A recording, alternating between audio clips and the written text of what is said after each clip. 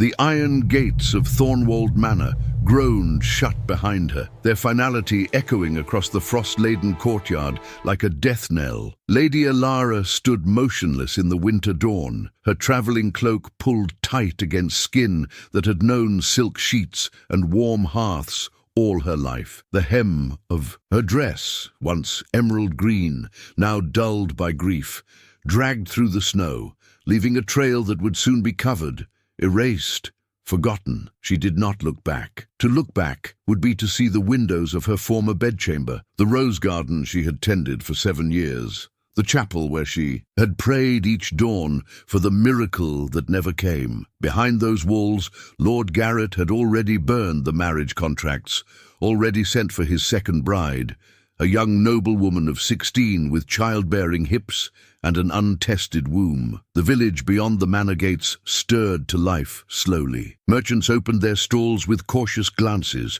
toward the noblewoman walking alone through their streets.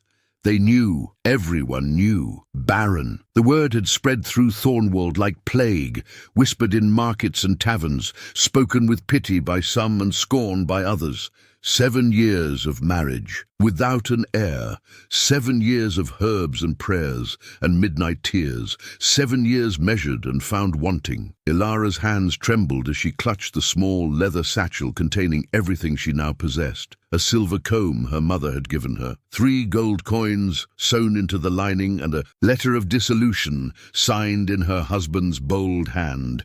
Not husband anymore. Lord Garrett of Thornwold, who had once composed poetry for her, who had promised eternity, who had looked at her with tenderness, that man had vanished, replaced by someone who saw only failure when he looked at her body. The road stretched before her, winding toward the northern territories where the English settlements gave way to wilder lands. She had no destination, no plan beyond survival. Her father was dead. Her brothers had divided her dowry among themselves and made clear there was no room for a disgraced sister. The church might take her as a servant, but the thought of scrubbing floors in the same abbey where she had once been honored as a lady patron turned her stomach. The winter sun climbed higher, pale and cold. Elara walked until her feet ached, until the manor disappeared behind hills and bare trees. She walked past farmsteads where women hung laundry and children played in snow-covered yards,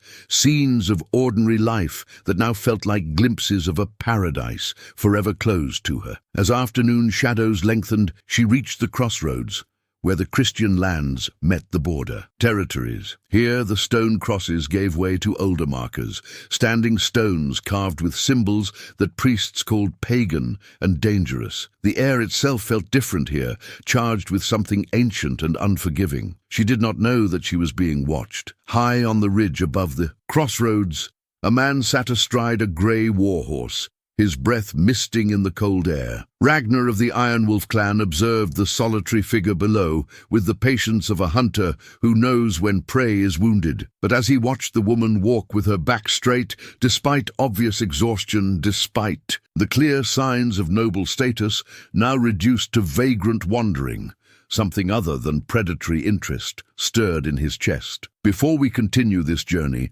subscribe to the channel and help us reach our goal of 1,000 subscribers. Your strength keeps these legends alive. Ragnor had seen many. Nobles in his 30 winters had raided their halls, taken their silver, fought their knights. He knew the way they carried themselves, the particular pride that came from generations of privilege. This woman had that bearing still, even in her obvious disgrace and abandonment. It intrigued him. He urged his horse down the slope, hooves crunching through crusted snow. The sound made Elara freeze, her hand instinctively moving to her throat, as if her missing jewelry might somehow protect her. When she turned, what she saw stole her breath, not from fear alone, though fear was certainly present, but from the sheer foreignness of the figure before her. The man was massive, broad-shouldered beneath furs and leather, with hair the color of dark honey bound back from a face marked by old scars and sharp intelligence. His beard was braided with silver rings, a sword hung at his hip, and the shield strapped to his saddle bore the image of a snarling wolf. But it was his eyes that held her, ice blue and assessing, containing neither the cruelty she expected from raiders nor the pity she had learned to despise from her former neighbors. He spoke in accented but clear English. "You walk toward nightfall in dangerous lands, lady. These woods harbor wolves that hunt on 4 legs and 2. Elara forced steel into her voice, though her heart hammered. "My destination is my own concern. Your destination is death if you continue alone." He dismounted in a fluid motion that spoke of years in the saddle during battle and long journeys. "I am Ragnor, called Ironwolf, from the settlements north of the river. You are English nobility, but you travel without escort, without provisions adequate for winter travel. This speaks of catastrophe or foolishness, and you do not seem foolish." The directness shook her more than threats would have. She opened her mouth to lie, to invent some story of pilgrimage or family visit, but the words withered on her tongue. What did deception matter now? She had no reputation left to protect.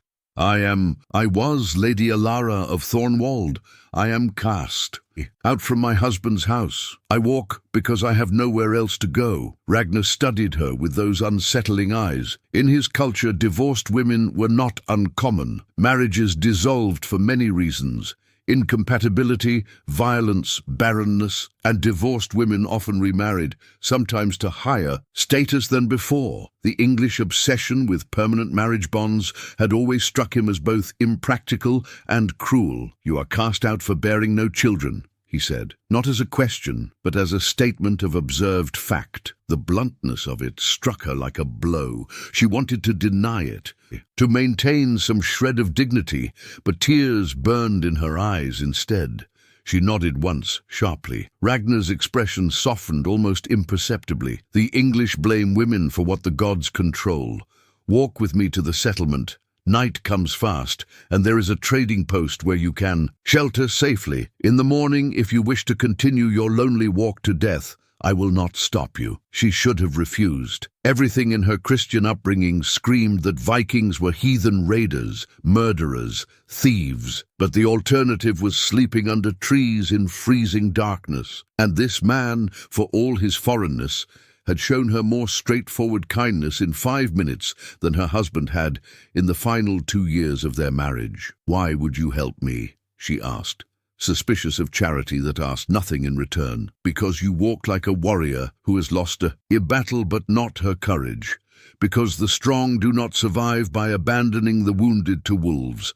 They survive by building communities where even the fallen can rise again." He offered his hand. "Come, debate my motives by a warm fire rather than freezing to prove your suspicion." After a long moment, Elara placed her hand in his. His palm was calloused and warm, his grip careful of her smaller fingers. He lifted her onto his horse with surprising gentleness, then swung up behind her. The intimacy of it, pressed against a stranger's chest, held steady by arms used to battle, should have terrified her. Instead, for the first time in months, Elara felt something other than despair. She felt curious. The Viking settlement sprawled along the riverbank like a living thing. All timber halls and smoking chimneys, fishing boats pulled onto muddy shores, workshops with a clang of hammer. An anvil rang through the evening air. It was nothing like the ordered English manors, with their stone walls and careful hierarchies. Here, chaos and vitality intermingled. Children ran freely between buildings, women carried weapons openly, and the air smelled of fish and pine and wood smoke. Ragnor guided his horse through the settlement as people called out greetings in their Norse tongue, curious eyes following the English noblewoman who rode before him. He felt her tension, the way she held herself rigid, expecting danger or mockery. He had seen it before in captured prisoners, this braced, waiting for violence that English nobles seemed to think was the natural state of Viking life. The trading post sat at the settlement's heart, a large hall where merchants from both cultures met to exchange goods under the tentative peace treaties that governed these borderlands. Inside, Warmth enveloped them from two great hearths, and the smell of roasting meat made Elara's empty stomach clench with sudden, sharp hunger. Ragnor spoke briefly with the hall's keeper, a one-eyed veteran named Bjorn, who assessed Elara with a shrewd glance before nodding and gesturing to a curtained alcove. "She can shelter here. Payment on my account," Ragnor said, then turned to Elara. "There is bread and stew. Eat, rest. In the morning we will talk of what comes next." "I have coins," Elara said quickly, pride making her defensive. "I can pay my own way. Keep your coins. You will need them. More than I need payment for basic hospitality." He paused, something flickering across his face.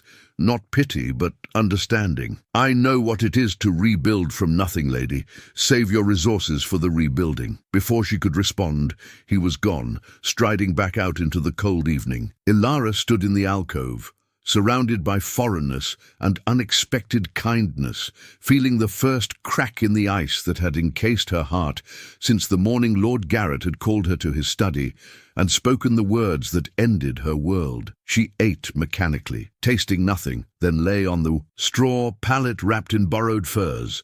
Sleep should have been impossible. She was in a Viking settlement, alone, unprotected, but exhaustion claimed her, pulling her down into darkness where dreams mixed memory with strange new possibilities. She dreamed of Ragnar's blue eyes, steady and measuring, seeing not her failure but her courage. She dreamed of walking not away from something, but toward it.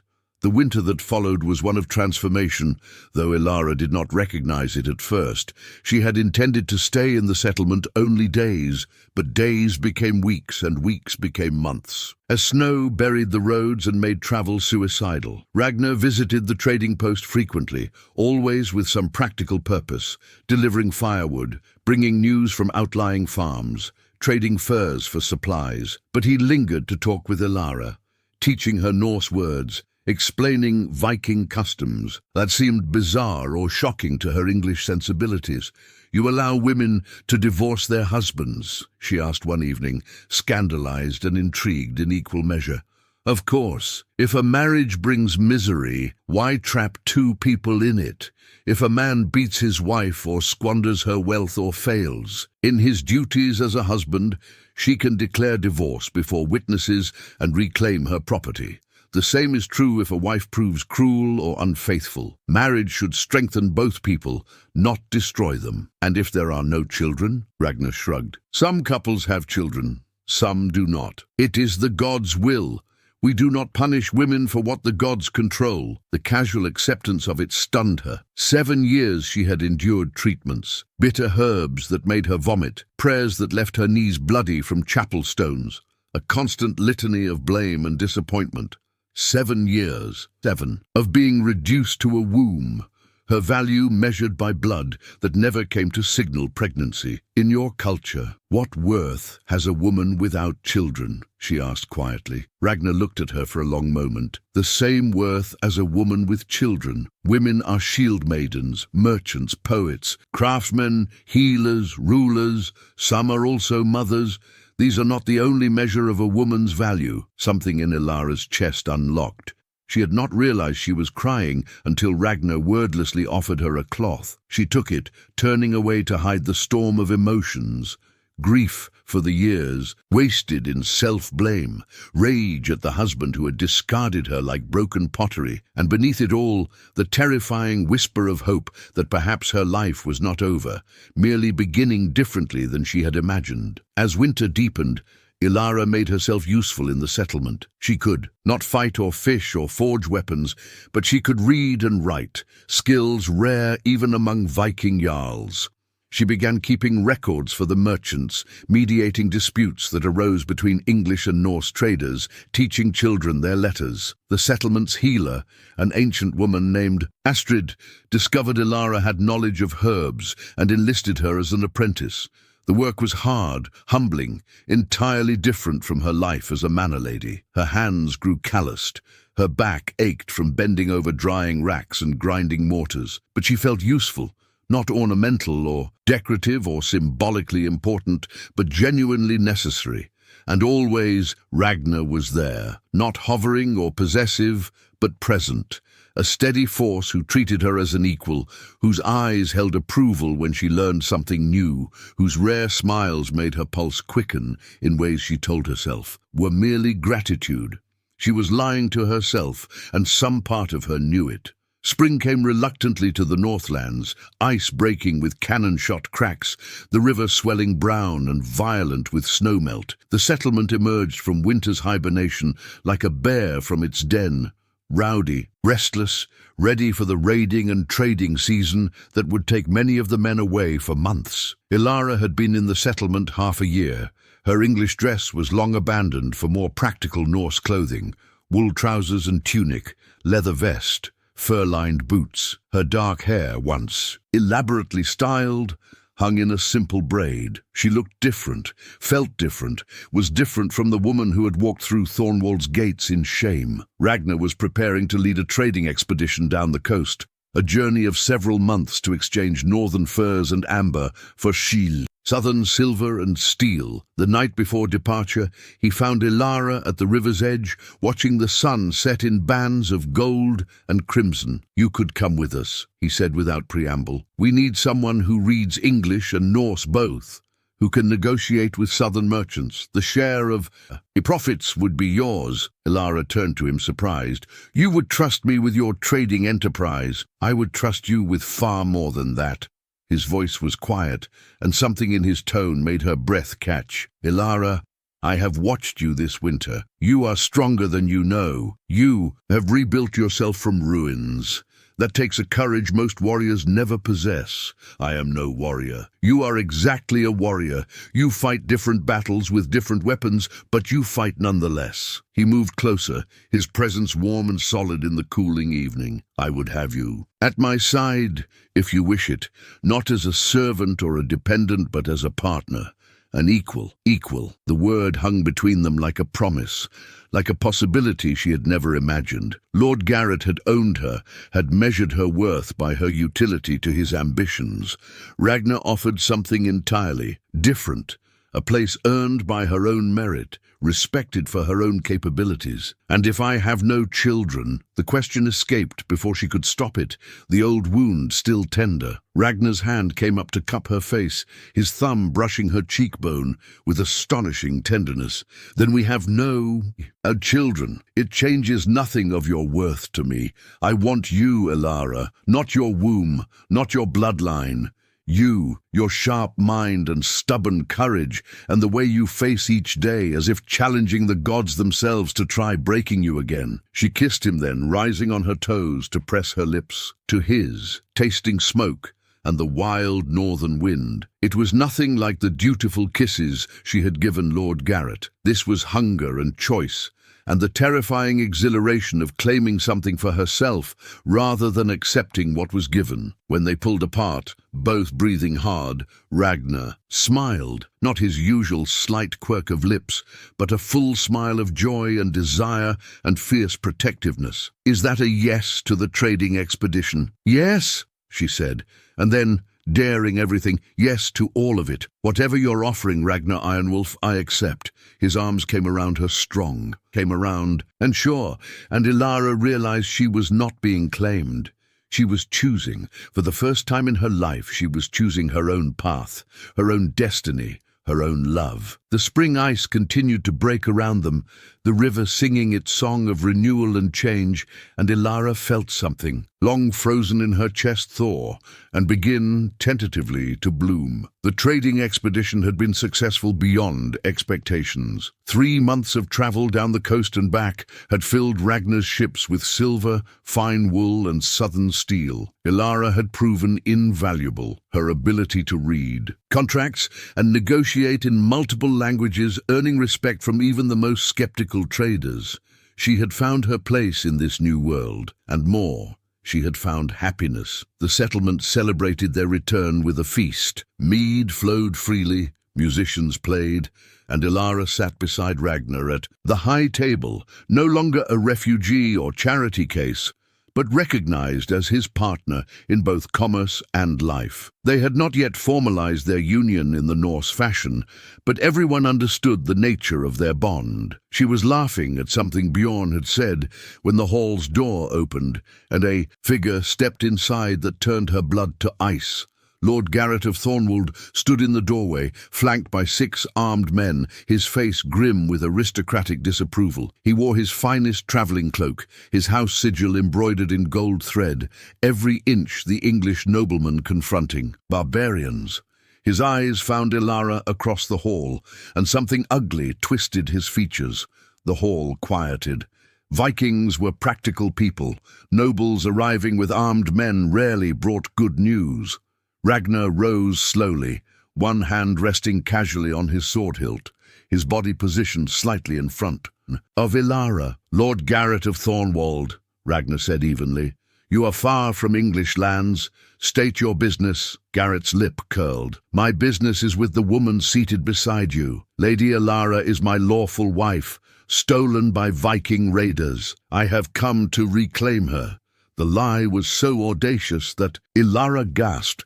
"You cast me out. You divorced me before witnesses and signed the dissolution yourself. A document signed under duress is invalid." Garrett's voice was cold, calculated. "You were taken from my lands by force. I demand her return under the treaties that govern English-Norse relations." Ragnar's eyes had gone flat and dangerous. "The lady came here of her own will, seeking shelter. She has remained of her own will. She is no one's property. She is my wife by Christian law and English custom. These Viking interpretations of marriage mean nothing. She returns with me, or there will be consequences. As fate turns against our hero, tell me in the comments, where are you watching from? Let's see how far these voices can travel." The hall erupted in angry muttering. Several Vikings reached for weapons, but Ragnor raised his hand for silence. He understood politics, understood that killing English nobles, however justified, could bring armies down on the settlement. Ilara's mind raced. She understood too. Garrett's young second wife must have failed to produce an heir, and now he wanted her back, not out of love, but because he needed to preserve the appearance of honorable dealing to secure a third marriage to some other noble's daughter. If she had been abducted by Vikings, he was the wronged party. If he had simply divorced her, he was the villain who broke his Christian marriage vows. "I will not go with you," she said, standing.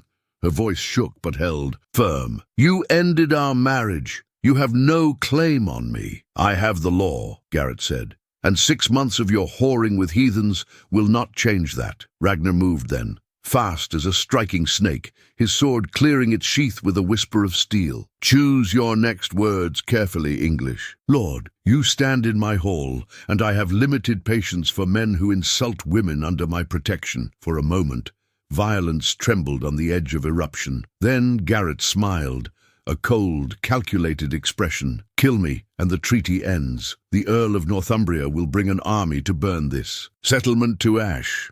Is one barren woman worth that price?" It was masterfully done. Garrett knew the Norse valued their communities above individual pride. He was betting that Ragnor would not sacrifice dozens of families for one woman. But he had miscalculated. He did not understand Vikings, did not understand the culture that valued courage above safety, that saw death in battle as preferable to cowardice. Ragnor smiled, showing teeth. "You speak of treaties and laws.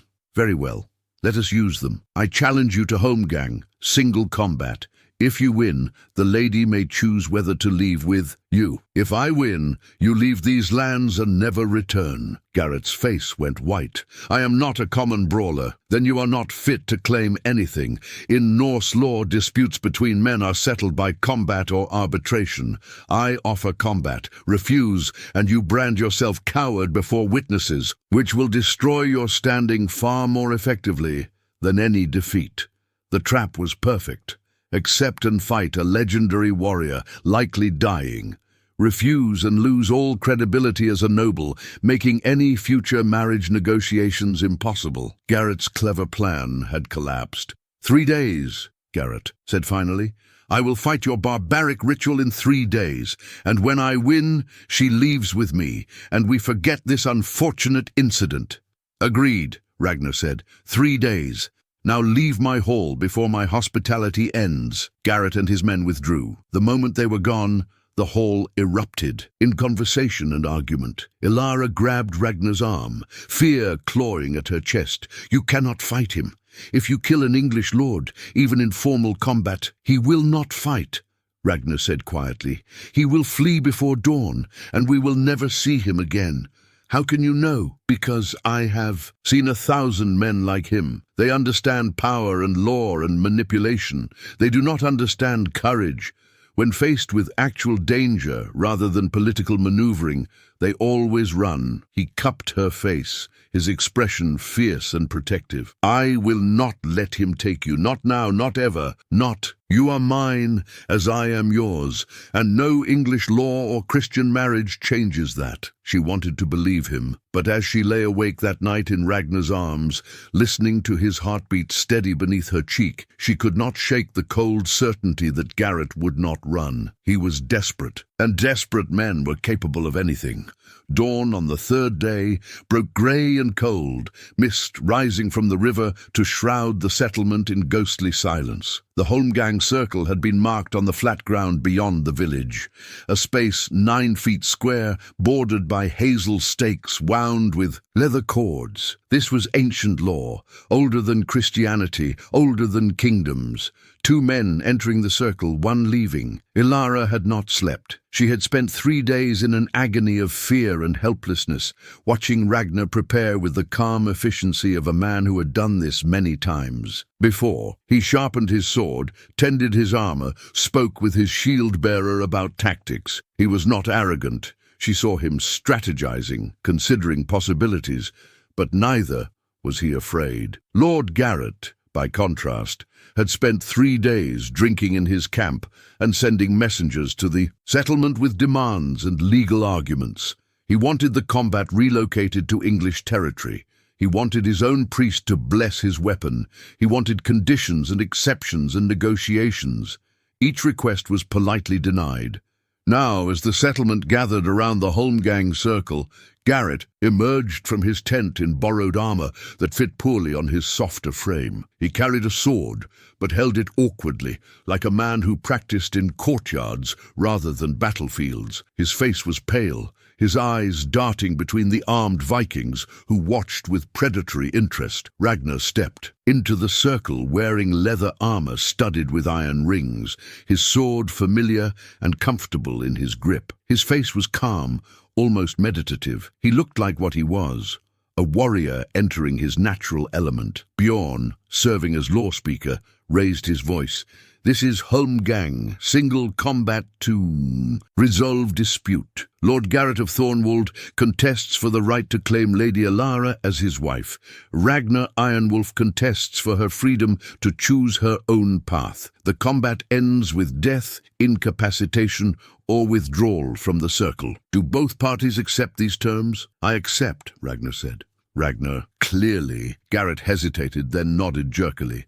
"I accept, then begin." For a moment, nothing happened. The 2 men circled each other, Garrett's sword wavering uncertainly, Ragnar's held steady and low. Then Garrett lunged forward in a clumsy attack that Ragnor sidestepped effortlessly, his sword flashing up to knock Garrett's blade aside. It was immediately clear this would not be a fair fight. Garrett had the training of a nobleman who practiced for sport. Ragnor had the skill of a man who had survived 2 decades of raiding, trading, and border warfare. He moved like water, his footwork precise, his strikes controlled and devastating. Garrett realized his mistake within seconds. He backpedaled, his sword rising defensively, fear naked on his face. "Wait! Ragnar's sword swept low, catching Garrett behind the knee. The English lord crashed to the ground with a cry, his sword flying from his grip. In an instant, Ragnar's blade was at his throat, the point dimpling skin just above his collar. "Yield," Ragnor said quietly, "or die. Choose now." Garrett's face contorted with rage and humiliation and terror. I yield, damn you!" Ragnor stepped back, lowering his sword. "Then leave these lands and never return. Elara of Thornwald owes you nothing. She is free." But Garrett, sprawled in the dirt and mud, his pride shattered before dozens of witnesses, made the fatal error of the cornered coward. His hand scrambled toward a dagger at his belt, a weapon forbidden in Holmgang, a violation of the sacred combat rules, and he lunged at Ragnar's unprotected back with a snarl of pure hatred. He never completed the strike. Ragnar spun with preternatural speed, his sword describing a perfect arc that ended in Garrett's chest. The English lord's eyes went wide with shock and incomprehension. He fell slowly, first to his knees, then forward onto his face, blood spreading dark across the mud. The silence that followed was absolute. Bjorn's voice cut through it, hard and final. "Lord Garrett of Thornwald violated the sacred laws of Holmgang by drawing a forbidden weapon after yielding. His death is lawful and witnessed. Let no man claim otherwise." But Elara, staring at her former husband's body, felt no triumph, only a vast weariness and the bitter knowledge that Garrett's men would carry news of his death back to English lands. And consequences would follow like wolves tracking blood through snow. The English armies came with spring, not immediately. First there were negotiations, threats, demands for Ragnar's surrender and Elara's return. But when the settlement refused to yield, when they stood united behind their defense of lawful combat and witnessed justice, the Earl of Northumbria decided to make an example. 300 men marched north, a force large enough to annihilate the settlement, but small enough to be quickly mobilized. They came with banners and priests, with siege equipment and righteous fury, demanding the surrender of the Viking warrior who had murdered an English nobleman. The settlement prepared for war. Ragnar sent the children, elderly and non-combatants upriver to allied settlements. He reinforced the wooden palisades, stockpiled weapons and food, sent messengers to other Viking enclaves requesting aid. But everyone knew the mathematics of siege warfare. 300 trained soldiers against perhaps 70 defenders, half of them fishermen and traders, rather than career warriors. They could hold for a time, but eventually they would fall. Elara found herself in the impossible position of being both the cause of the conflict and powerless to stop it. She worked alongside other women, preparing bandages, boiling water, organizing supplies with desperate efficiency. But at night, lying beside Ragnar while he planned defensive strategies with his captains, she felt the weight of every life that would be lost in this fight. "Let me go to them," she said one night. "Let me surrender myself. They'll leave if they'll hang you as a witch who seduced a Christian lord and caused his death." Ragnar's voice was flat. "I have seen how English justice works for inconvenient women. You will not die for their pride. Better than watching everyone here die for mine." He rolled to face her, his eyes fierce in the lamplight. "This fight is not about you. It is about whether we have the right to govern ourselves by our own laws, or whether English lords can violate our customs and then cry victim when they face consequences. If we surrender you, we surrender our sovereignty. We become vassals to people who see us as savages fit only for conversion or conquest. People will die, Ragnar. Your friends, your clan." "Yes." His hand found hers in the darkness, gripping tight. "That is the price of freedom. It has always been the price. We pay it gladly rather than live as slaves." 2 days before the English army's arrival, unexpected salvation appeared from the north. 5 longships sailed down the river, bearing the banner of Jarl Eriksson, a legendary warrior who commanded the largest Viking settlement in the region. He had heard of the Holmgang, of the English lord who violated sacred law, and of the army marching to punish the settlement that had upheld it. He would not allow it. Jarl Eriksson brought 200 warriors, not enough to guarantee victory, but enough to make the English think twice about a simple massacre. More importantly, he brought legitimacy. His settlement had formal treaties with several English lords. His word carried weight in both cultures. He met with the Earl of Northumbria's representatives under a flag of truce, Ragnor and Elara at his side. The negotiations were tense, conducted in Latin that Elara translated, with both sides maneuvering for advantage. In the end, it was Elara who found the solution. Lord Garrett violated the holmgang, she said carefully. This is witnessed and undeniable. But his death was still the death of an English nobleman, and honor demands acknowledgement. Let Ragnor pay weregild blood price to Lord Garrett's family. Let me formally renounce any claim to English lands or title. In exchange, the Earl withdraws his forces and recognizes the lawfulness of the holmgang under treaty law. It was elegant. It gave the English a face-saving way to retreat while establishing precedent for Viking legal customs. It turned what could have been a devastating war into a matter of settled law. After hours of debate, the Earl's representative agreed. The weregild was substantial, half of Ragnar's. Trading profits from the year, a sum that would take years to rebuild, but it was paid publicly and formally, with Jarl Eriksson serving as witness. In exchange, the English forces withdrew, and the crisis passed. The night of their departure, Elara stood at the river's edge, watching the last of the English camp disappear into the southern darkness.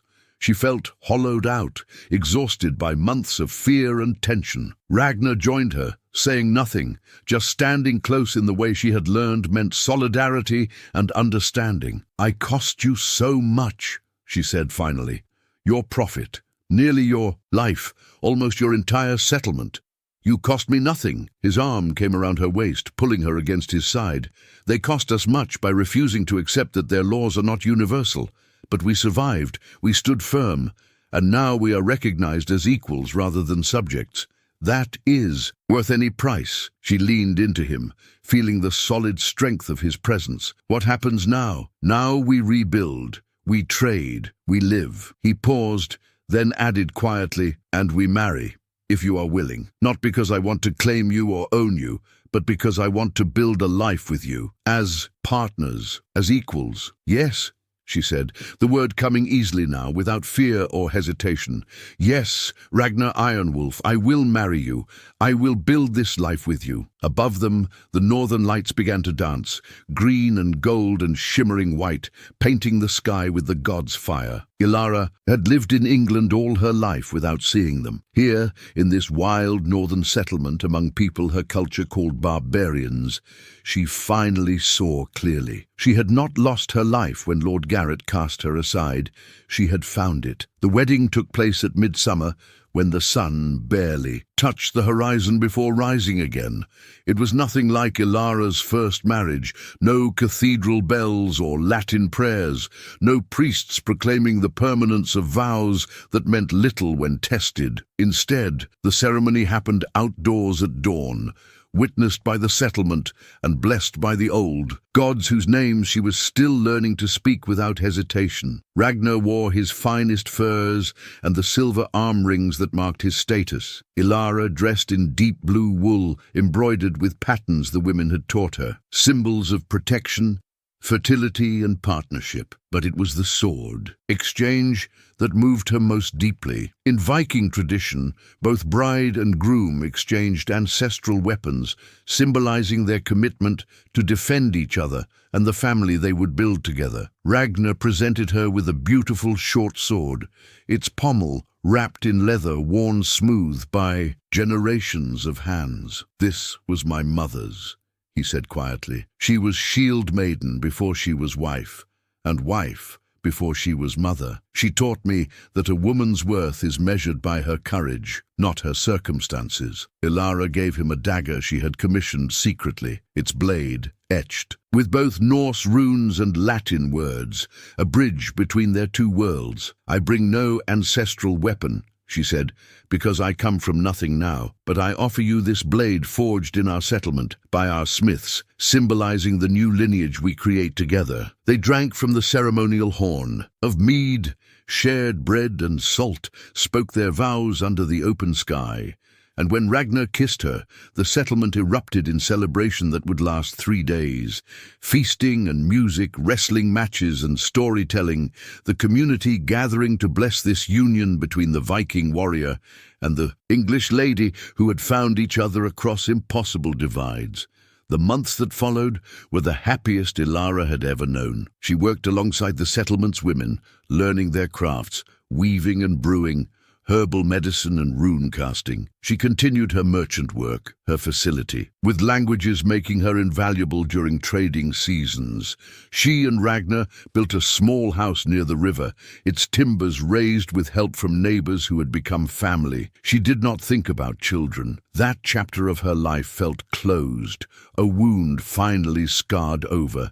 She had found purpose and love and belonging. That was enough, more than enough. It was everything. So when the nausea began in late autumn, she assumed it was spoiled fish or seasonal illness. When her monthly bleeding failed to come, she told herself it was age or stress or the natural irregularity that had plagued her for years. When her breasts became tender and her energy waned, she made excuses and ignored the small, impossible hope that tried to kindle in her chest. It was Astrid, the old healer, who finally confronted her. "You are with child," the old woman said bluntly, catching Elara's wrist as she tried to flee the examination.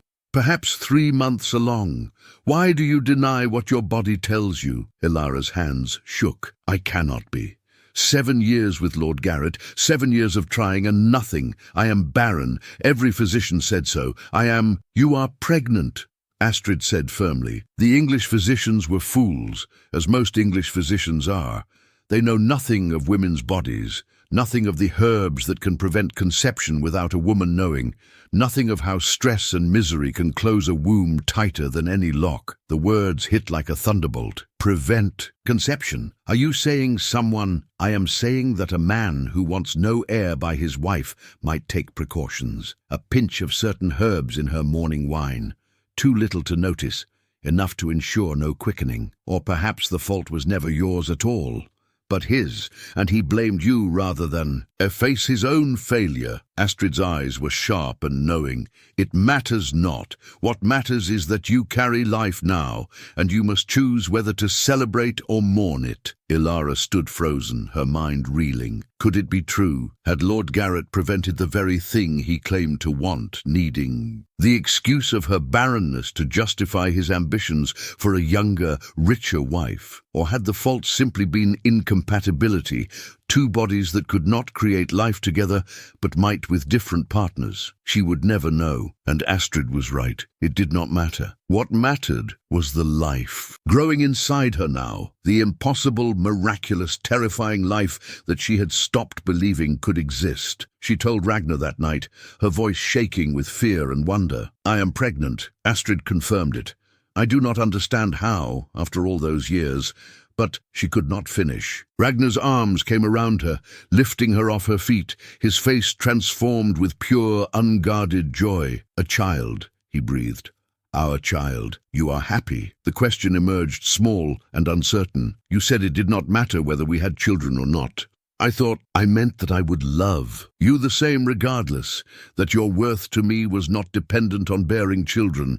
That is still true." He set her down gently, his hands framing her face. "But how could I not be happy at this gift? We will have a child, Elara, a child who exists because we found each other against all odds." She began to cry then, not tears of sorrow but of relief so profound it felt like a breaking dam. All the years of shame and failure and self-blame, all the bitter herbs and painful prayers, all the nights she had believed herself fundamentally broken, it washed away in the face of this impossible reality. She was not barren. She was not cursed. She was not worthless. She was going to be a mother. Winter arrived early that year, savage and unforgiving. The river froze solid by November, and snow piled waist-deep in the settlement's paths. Elara grew large with child through the dark months, her body transforming in ways both wondrous and uncomfortable. Ragnor became absurdly protective, trying to prevent her from doing any work, until she threatened to hit him with a cooking pot if he suggested rest one more time. "I am pregnant, not dying," she told him firmly. "Women have been bearing children and working through pregnancy since time began. I will not spend 4 months lying about like an invalid." But secretly, she was afraid. The statistics of childbirth were brutal. Women died in labor regularly, and first births to older mothers were particularly dangerous. She was nearly 30, ancient by childbearing standards. The settlement's women tried to reassure her, but she saw the extra attention Astrid paid to her condition, the careful monitoring of her health. As her time approached, Elara made preparations that would have been unseemly in English society but were practical in Viking culture. She wrote instructions for Ragnor should she die, how to raise the child, where to find her few valuables, messages for friends. She made her peace with the gods, both Christian and Norse, figuring that prayer to all deities was safer than prayer to one. The labor began on the spring equinox, just as dawn broke over the frozen river.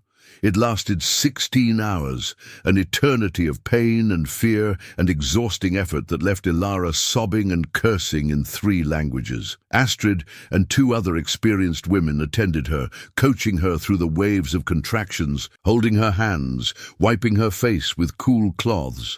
Ragnor waited outside with the other men, pacing like a caged wolf. Viking culture usually excluded men from birthing rooms, considering it women's sacred territory.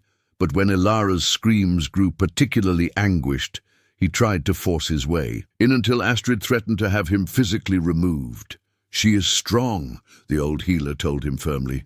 "She fights like a warrior. Trust her." And Elara did fight, fought against pain that felt like being split in half, fought against the fear that she would die before seeing her child, fought to bring this life into the world through sheer stubborn will. When the baby finally emerged in a rush of fluid and relief, Elara was too exhausted to cry. She lay gasping as Astrid cleaned the infant, checked for defects, wrapped the tiny body in soft wool. The silence seemed to stretch forever. Then, a thin, wavering wail, the sound of a new voice announcing itself to the world. "A daughter," Astrid said, her weathered face creasing in a smile, "healthy and strong, with lungs like a storm wind." They placed the baby on Elara's chest, and she looked down at the tiny, red, perfect creature, dark hair plastered to a skull still misshapen from birth, eyes squinted against the light, hands curled into miniature fists. Her daughter, her impossible, miraculous daughter. "Ragnor can come in now," Elara whispered. The door burst open before anyone could fetch him. He had been listening at the threshold, forbidden from entering, but unable to leave. When he saw Elara holding their child, his face went through a dozen emotions in as many seconds. Relief, joy, wonder, fierce protective love. "A daughter," Elara said, her voice hoarse from screaming. "We have a daughter." Ragnor knelt beside the bed, his finger touching the baby's tiny hand with infinite gentleness. The infant's fist closed around his calloused finger, holding tight with surprising strength. "She grips like a warrior already," he said, his voice rough with emotion. "What shall we call her?" They had discussed names for months, unable to agree. English names felt wrong for a child born in a Viking settlement. Norse names felt presumptuous for Elara to choose, but looking at her daughter now, Elara knew with perfect certainty. "Freya," she said, "after the Norse goddess of love and war, because she is born of both, born from love between 2 people who should never have met, born after a battle that nearly destroyed us all." "Freya," Ragnor repeated, testing the name.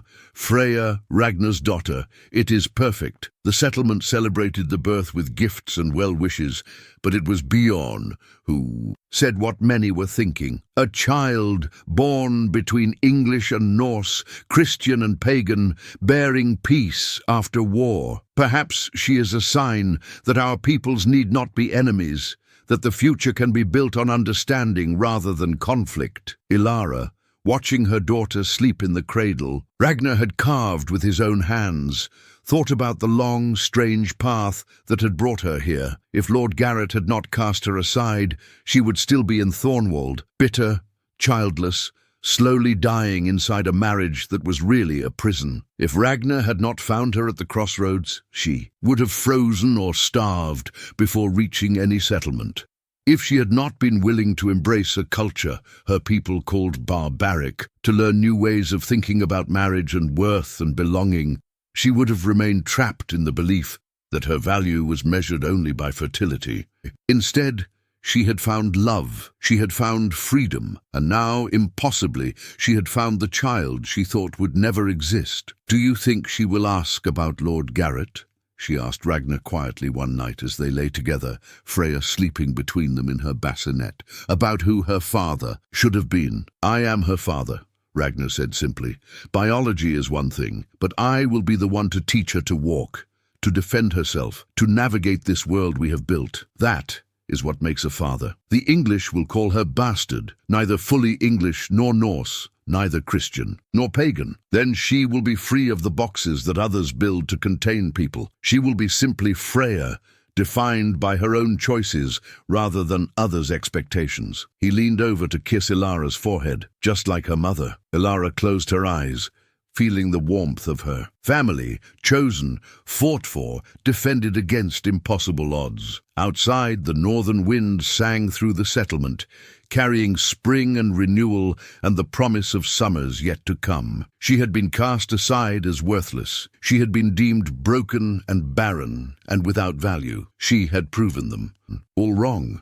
5 years passed like water flowing downstream, sometimes swift with challenges, sometimes calm with contentment, always moving forward. Freya grew into a wild, bright child who spoke English and Norse with equal fluency, who learned Christian prayers from her mother and Norse sagas from her father, who climbed trees and learned letters and asked endless questions about why the world worked the way it did. She was not Elara's only child. 2 years after Freya's birth, a son arrived, Leif, strong and serious where his sister was adventurous and curious, and just last spring, twin. Girls who the midwives joked must have been blessed by the fertility goddess herself, so easily did they come into the world. The settlement thrived during those years. The peace established after Lord Garrett's death held, and trade between English and Norse communities grew. Elara became known as a skilled negotiator and translator, invited to mediate disputes throughout the region. Ragnar's reputation as a fair trader and strong protector brought prosperity to the settlement, attracting new families and expanding their influence. But it was a letter that arrived in early autumn of the 5th year that changed everything again. It came from an English monastery, carried by a monk who looked terrified to be delivering correspondence to a Viking settlement. The letter was addressed to Lady Elara, formerly of Thornwold, currently residing in the Northern Territories. Elara broke the seal, with trembling hands, recognizing the signet of her eldest brother, Edmund. They had not spoken since he helped divide her dowry after Lord Garrett cast her aside. The letter's contents were astonishing. "Sister, I write with news that will surprise you. Lord Garrett's second wife has divorced him, citing cruelty and neglect. His third betrothal collapsed when rumors spread of his poisoning you to prevent conception while blaming you for barrenness. Your former husband has become a pariah among nobility. Meanwhile, word has reached England of the Viking warrior's English wife who has borne 4 children and brokers peace between our peoples. The bishop himself asked me to convey that your marriage to Lord Garrett is considered invalid due to his fraud, and your current union is recognized as legitimate. If you wish to reclaim your title and lands, the path is open. Edmund of Thornwold." Elara read the letter 3 times, each reading bringing different emotions. Vindication. Her instincts about Garrett's deception had been correct. Rage. He had stolen years from her with his manipulation and lies. And finally, dark amusement. The man who cast her aside as worthless now watched her thrive while his own life crumbled. "What does it say?" Ragnor asked, watching her face carefully. She handed him the letter. He read slowly, his Norse education in English adequate but effortful. When he finished, he looked at her with an expression she could not quite read. "You could return," he said quietly. "Reclaim everything you lost. Raise our children as English nobility. Is that what you want? I want you to be happy. If that life would make you happy, Ragnor." She took his hands, holding tight. "I was never happy in that life. I was ornamental, decorative, valued only for what I could produce, not who I was. Here I am useful. Here I am respected for my skills and my mind. Here I am loved, not for my bloodline or my fertility, but for myself. The children will grow up free to choose their own paths, as we have chosen ours. Freya will not be forced into political marriage. Leif will not be shipped to a monastery because he is a second son. The twins will be valued for whatever talents they develop, not locked into the narrow roles English nobility allows women. She smiled, feeling the rightness of her decisions settle in her bones. This is my home. You are home. You, my home. The settlement is our home. I want nothing from England except the satisfaction of knowing Garrett destroyed himself with his own cruelty. Relief washed over Ragnar's face. He pulled her close, burying his face in her hair. I thought I might lose you to that other world. You saved me from that world. Why would I ever want to return? That evening, Elara wrote her response to Edmund. She thanked him for the information and the recognition of her marriage. She informed him that she had no intention of returning to England or reclaiming Thornwold. She suggested he might visit the settlement sometime, meet his nieces and nephew, see for himself what she had built from the ruins of her former life. She did not hold her breath, waiting for acceptance, but she also no longer needed it. The years continued their flow. Freya grew into a young woman who negotiated trade deals with the confidence of someone raised between cultures, who understood that strength came in many forms. Leif showed talent for shipbuilding and design. The twins developed a gift for healing, apprenticing with Astrid, before the old woman passed peacefully in her sleep. Elara and Ragnar grew older, together, their hair silvering, their hands weathered by work and time. But the partnership they had built remained strong, equal shares in decisions, mutual respect, love that had deepened from initial passion into something more enduring. Sometimes, on quiet evenings, Elara thought about the woman she had been, the frightened, ashamed lady walking away from Thornwold's gates with nothing but a leather satchel and crushing despair. That woman would not recognize the life Elara had built, would not believe that shame could transform into strength, that endings could become beginnings. She thought about all the women trapped in marriages that diminished them, measured by impossible standards, blamed for circumstances beyond their control. She wished she could tell them that worth was inherent, not earned through others' approval, that sometimes the worst catastrophe was actually a violent shove toward a better path. But mostly, she simply lived, loved her family, worked in her community, watched her children grow into confident, capable people who would build their own bridges between worlds. One spring morning, standing at the river's edge with Ragnar's hand in hers, she watched their grandchildren play in the shallows and felt the deep satisfaction of a life well lived. Not the life she had imagined in her youth, not the life English society had designed for her, but hers, chosen, fought for, and built with courage and stubbornness and the willingness to see value in ways her birth culture had never taught her. "Do you have any regrets?" Ragnar asked, as if reading her thoughts. Elara considered the question seriously. "Only that I did not walk away from Thornwold sooner, that I wasted years trying to fit myself into a shape that was never meant for me.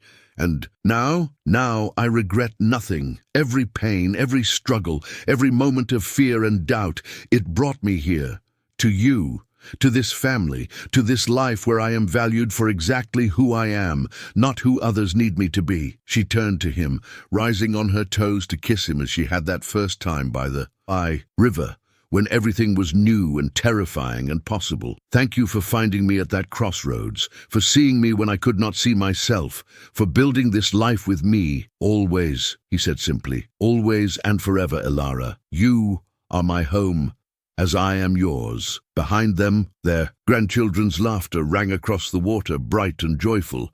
The settlement continued its daily rhythm, smoke rising from chimneys, boats being pulled ashore, the sounds of hammers and voices and life being lived fully. And Elara, once Lady of Thornwold, once cast aside as worthless, stood in the center of the world she had created anew, with absolute certainty that she was exactly where she belonged. If this journey moved you, leave a like, subscribe, and share in the comments what touched you the most. Your voice keeps these legends alive.